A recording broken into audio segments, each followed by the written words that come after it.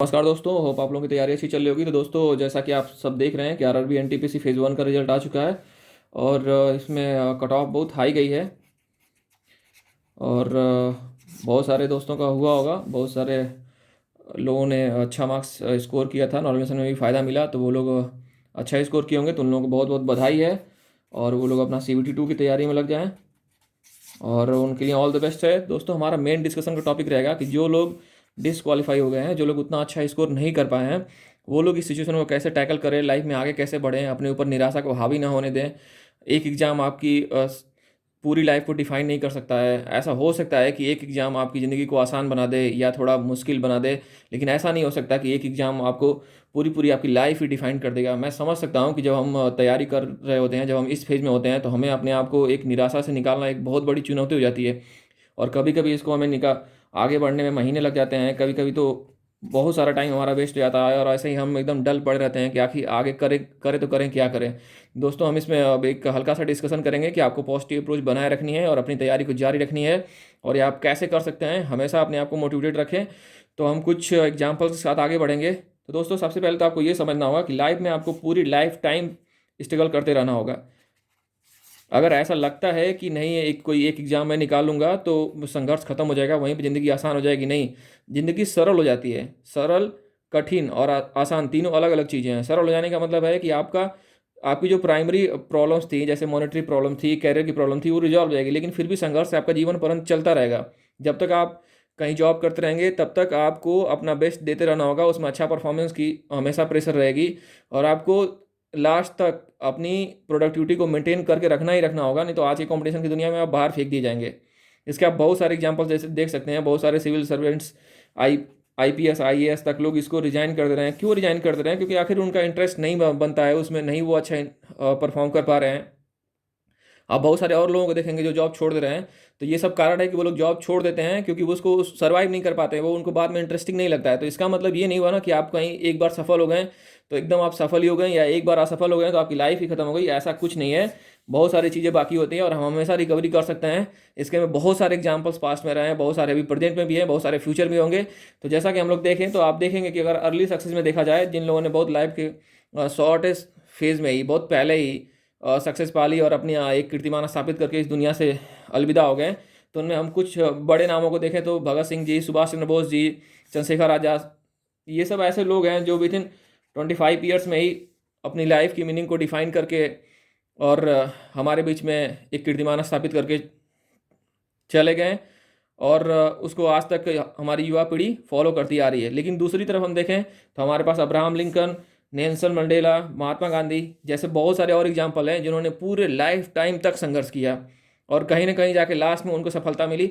आप Abraham Lincoln जी का ही देख लीजिए। हर एक स्टूडेंट को, अगर कोई भी एस्पायरेंट है, अगर कोई भी किसी अच्छे एग्जाम की तैयारी करता है, कोई बिजनेस ओपन करना चाहता है, तो उसको अब्राहम लिंकन को तो एक बार पढ़ना ही पढ़ना चाहिए।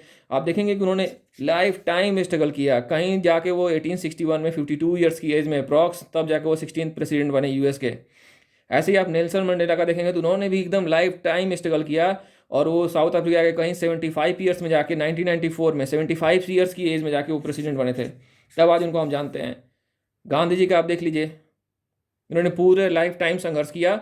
वो अच्छी या खराब बातें जो भी है वो डिस्कशन का एक टॉपिक है, उसको लोग डिस्कस करते हैं, लेकिन हम महात्मा गांधी को पूरा नेशन रेस्पेक्ट देता है और राष्ट्रपिता और बापू की दर्जा दिया गया, तो कहीं ना कहीं उन्होंने कुछ किया और इस देश के लिए अपना सर्वस्व न्यौछावर किया और जीवन पर्यंत लगे रहे, तो उसी का ये नतीजा है। और आप देखेंगे कि उन्होंने लंबे वक्त तक संघर्ष किया, ऐसा नहीं है। और इसके सबसे लेटेस्ट एग्जाम्पल हैं मोदी जी। आज मोदी जी भले ही PM बन गए हो, लेकिन आप उनको देखिए, RSS के एक कार्यकर्ता से लेकर के स्टेट के CM से लेकर के और PM तक हमेशा संघर्ष करते रहना पड़ता है। आज वो बन गए हैं, फिर भी उनको अपना पहले से ज़्यादा इनपुट देना पड़ता है। नहीं तो ऐसा नहीं है कि वो बस कर दिए ख़त्म हो गए। तो मतलब कहने का है ये है कि दोस्तों, हमें हमेशा अपना बेस्ट देते रहना होगा। ये नहीं है कि किसी एक स्टेज पे हम सक्सेसफुल हो गए हैं, कहीं पे अनसक्सेसफुल हो गए हैं तो हमको वहीं पे छोड़ देना है, नहीं। ये सब चीज़ें चलती रहेंगी, बस आपको क्या है ना, इफोर्ट बनाए रखना है और आगे बढ़ते रखना है। अब हम मॉडर्न टाइम में देख रहे हैं तो आप देख लीजिए, मार्क जुकरबर्ग हैं जो 21-22 ईयर्स में 2004 में फेसबुक बना दिए थे। वहीं जैकमा और ये हरलाट सैंडर जैसे KFC वाले लोगों का है, आप देख लीजिए अलीबाबा का। तो इन लोगों ने बहुत लेट स्टार्ट किया, लेकिन फिर भी आज इनका ब्रांड चल रहा है और ये अपना इस्टेब्लिश एक बिजनेस चला रहे हैं। तो इसका इसका कुछ कंक्लूजन यही है कि ऐसा नहीं है कि कोई किसी एक स्टेज पे हम कुछ नहीं कर पाएँ तो आगे नहीं कर पाएंगे। तो दोस्तों हम ये समझने की कोशिश करते हैं इन सब एग्जाम्पलों से कि इस सिचुएशन से हम कैसे बाहर निकले। अगर हम डिसक्वालीफाइड हैं और निराशा तो होगी, फ्रस्ट्रेशन भी होगी कि कहीं ना कहीं हमें लग रहा था कि यार फरवरी में एग्जाम हो जाएगा CBT 2 का, तो बहुत जल्दी एक जॉब हो जाएगी। तो ठीक है, होते ही हैं चीज़ें। इसमें आगे बढ़ते हैं, हमें किन चीज़ों के ऊपर फोकस करना चाहिए, किसके ऊपर अच्छे से काम करना चाहिए। तो दोस्तों सबसे पहला काम आप लोगों को ये करना चाहिए कि अपनी समस्या को पहचानें, फिर परीक्षाओं का उसके हिसाब से चयन करें। समस्या का पहचाने मतलब जैसे आप मान लीजिए जितना भी वनडे एग्जाम है उसमें मैथ, रीजनिंग, हिंदी, इंग्लिश और जीके, ये चाहे SSC का है, UP SSC का, UP पुलिस, रेलवे और बैंक, इतने सारे एग्जाम्स में ये 5 सेगमेंट आपके होते हैं, ये पांचों आपको कवर करने पड़ते हैं। सबसे पहले आपको ये समझना पड़ेगा कि मेरा स्ट्रॉन्ग जोन कहाँ पे है। मैथ रीजनिंग तो कॉमन हो जाएगा। अगर आपको इंग्लिश में उतना अच्छा परफॉर्म नहीं कर पाते तो आप हिंदी वाले एग्जाम को पकड़िए।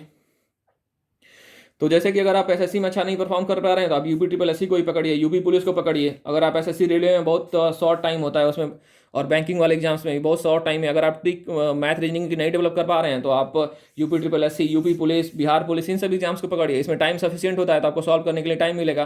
कहीं ना कहीं आप अपने आप को एनालिसिस करिए कि आप कहाँ पे लाइक कर रहे हैं। एनालिसिस करना बहुत जरूरी है। आप ये कोशिश करिए कि आप किस एग्जाम्स में अच्छे परफॉर्म कर पा रहे हैं, भले ही वो एग्जाम थोड़े लेट हो रहे हैं लेकिन उन्हीं को दीजिए। और आप ना एक साल में 4 एग्जाम को फोकस करके उसमें 50% स्कोर करने से अच्छा है कि 2 एग्जाम के ऊपर टारगेट रखिए और 70% स्कोर करिए। क्यों? क्योंकि बिना 70% स्कोर किए कोई काम नहीं बनने वाला है। तो सबसे पहले तो इन्हें हमें परीक्षाओं को इस तरीके से चयन करना होगा और आगे आने वाले UP SSC लेखपाल, UP पुलिस, SSC, इनमें से चूज करना होगा एनी 2, क्योंकि इन 2 एग्जाम्स को हम ले लें और उसमें बहुत अच्छे से परफॉर्म करने की कोशिश करें। क्योंकि आप देख रहे होंगे कि मानते हैं कि रेलवे ने गलत तरीके से कट ऑफ निकाला है, चाहे बहुत सारी जो भी चीज़ें हो रही हैं उसके ऊपर डिस्कशन हो रहा है, विरोध होगा, हो सकता है कि रिवाइज कट ऑफ भी आए, जिसके ज़्यादा चांसेज हैं। अगर रिवाइज कट ऑफ आता है तो बहुत अच्छी बात रहेगी। और लेकिन हमें एक चीज़ पे देखना ही देखना होगा कि कहीं पे भी अगर आप 70% के करीब स्कोर नहीं कर पा रहे हैं तो कहीं ना कहीं आप अनसेफ हैं। 70% से कम स्कोर करने पे हमेशा अनसेफ रहेंगे। तो इससे अच्छा है कि हम 2 ही एग्जाम चूज करें 4 की जगह, लेकिन उसमें 70% स्कोर करने की कोशिश करें, तभी कहीं ना कहीं हम जल्दी सिलेक्शन पा पाएंगे। और अगर आपको अब लंबा प्रिपरेशन करना पड़ रहा है कि CBT 2 चलो हम नहीं क्वालिफाई कर पाए, आगे लंबे वक्त तक तैयारी करनी पड़ेगी, तो आप अपनी प्रॉब्लम्स को सॉर्ट आउट करें। जैसे इकोनॉमिक प्रॉब्लम हो गई तो टाइम का शॉर्टेज है, ईयर मतलब एज पास हो रही है, या फिर इमोशनल कोई इशूज है, सबका अलग अलग सोल्यूशन होता है। अगर पैसे नहीं है तो कहीं पे काम करें, कहीं पे भी किसी शॉप में काम करें, कहीं पार्ट टाइम कुछ भी कर लें, अपना खर्चा निकालें। दूसरे के ऊपर डिपेंडेंट रहने से अच्छा है दोस्तों, ये मेरा खुद का बहुत ज़्यादा पर्सनल एक्सपीरियंस रहा है, कहीं ना कहीं UPSC में अच्छा परफॉर्म ना कर पाना या IIT के एग्जाम्स में, इसका एक बहुत बड़ा रीज़न रहा कि अगर आप खुद से सेल्फ सफिशिएंट रहेंगे मॉनिटरी, तो कहीं ना कहीं आप बहुत अच्छा परफॉर्म करेंगे। तो आपको कहीं पार्ट टाइम काम करना चाहिए, ट्यूशन आप पढ़ा सकते हैं, ऐसा कुछ करिए। अगर आपको लंबा प्रिपरेशन जा रहा है तो आप अपने आप को यहाँ से निकालिए और आपको कंटिन्यूटी और पॉजिटिविटी बनाए रखना है और इस तरीके से लाइफ में दोस्तों आगे बढ़ते रहना है। दोस्तों आगे हम डिस्कस कर लेते हैं कि इसका बहुत ज़्यादा कट ऑफ हाई क्यों रहा और क्या इसका सेकेंड और रिवाइज लिस्ट आने के चांसेज होंगे, अगर जैसा कि बहुत ज़्यादा विरोध किया जा रहा है। तो दोस्तों सबसे पहला ये रहा कि सेपरेट कट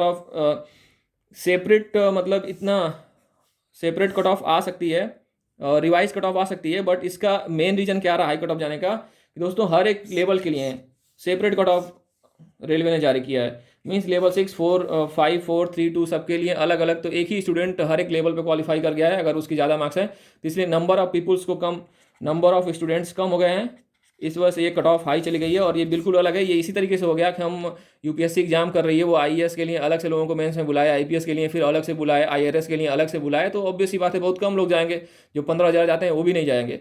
तो ये गलत स्ट्रेटजी है, इसको चेंज करना चाहिए और इसके लिए लोग विरोध कर रहे हैं, इसके लिए आवाज़ उठा रहे हैं कि कुछ नहीं है भैया, इसको चेंज करिए, एक कोई कट ऑफ बनाइए, उसके ऊपर के लोगों को ले लीजिए। तो इसके ऊपर विरोध लोग दर्ज करा रहे हैं और होपफुली रेलवे इसे सुनेगा और इस पर कुछ ना कुछ निकलना चाहिए। और दूसरी चीज़ ये है दोस्तों कि बेरोजगारी कोविड-19 की वजह से बहुत ज़्यादा बढ़ गई है, ये भी एक फैक्टर है। और आप देख रहे हैं कि प्राइवेट में जॉब जाने की वजह से कंपटीशन बहुत तेज़ी से बढ़ रहा है। और दोस्तों जो एक सबसे बड़ा 2017 के बाद में 2016-17 के बाद जियो और ये सब डिजिटल वर्ड आ जाने के बाद में चेंजेस हुआ है कि वो ऑनलाइन एजुकेशन बहुत इजीली अवेलेबल हो गया है, एजुकेशन और गाइडेंस बहुत ज़्यादा चीप हो गए हैं और ये इजीली हर किसी के लिए अवेलेबल है जिसके पास एक स्मार्टफोन है। तो ये भी बहुत बड़ा फैक्टर रोल प्ले कर रहा है।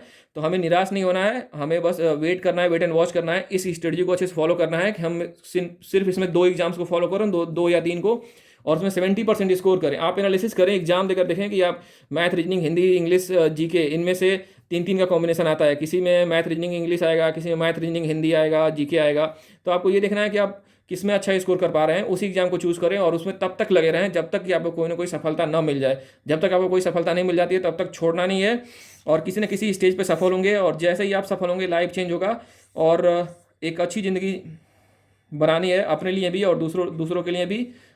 और हमेशा पॉजिटिव बनाए रखिए, कभी भी ऐसा मत सोचिए कि नहीं बहुत निराशा होगी या फिर आगे मैं कुछ नहीं कर पाऊंगा। अगर आप लगातार लगे रहेंगे तो आप एग्जाम्पल्स देख सकते हैं कि देखिए, आप एग्जाम्पल्स देख सकते हैं कि अब्राहम लिंकन सर और नेल्सन मंडेला, ये सब लोग पूरे लाइफ टाइम संघर्ष करते रहे और कहीं ना कहीं लास्ट में जाके इनको सक्सेस मिली। तो हमें क्या करना है, संघर्ष को बनाए रखना है, जब तक बनाए रखना है जब तक कि हम सफल ना हो जाए। और आने वाली हमें अपनी बीच की समस्याओं को, हमारे पास जो भी समस्याएं हैं, चाहे वो इकोनॉमिक हो, चाहे हमारा उसमें एज लिमिट क्रॉस कर रहा हो, चाहे वो इमोशनल हो, चाहे साइकोलॉजिकल हो, किसी भी समस्या को एक पॉजिटिव समाधान निकालना है और आगे बढ़ते रहना है। तो जय हिंद साथियों, और निराश ना हो, आगे बढ़ते रहें और हार्डवर्क करते रहें। मिलते हैं फिर अगली वीडियो में। Thank you.